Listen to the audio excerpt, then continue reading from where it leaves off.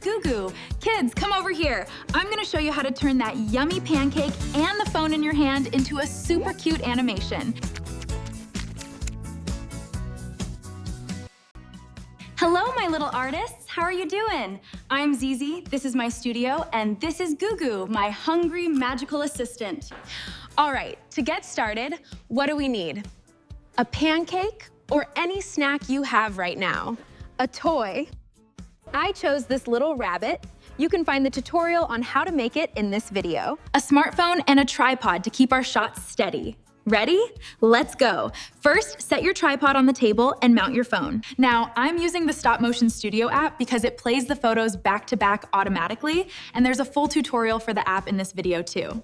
Now, place your snack on the table. If your character is like my rabbit, won't stay upright, just put a little bit of tape on the bottom to stick it to the table. Let's take the first photo. Since my snack is soft, I'll take a tiny piece off with a fork. Then, I'll place the rabbit exactly where the piece was taken, making it look like the rabbit took a bite. Move the rabbit aside. Take another bite with the fork.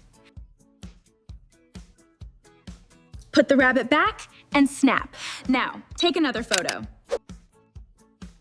Keep doing this until the snack is all gone.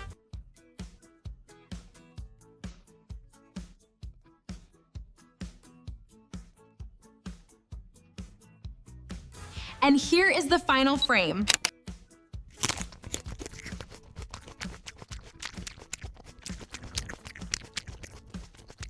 While Gogo and I were away on our trip, we learned that if we look closely at the world around us, we can make amazing animations using simple things like fruit, spoons, stones, or even wood.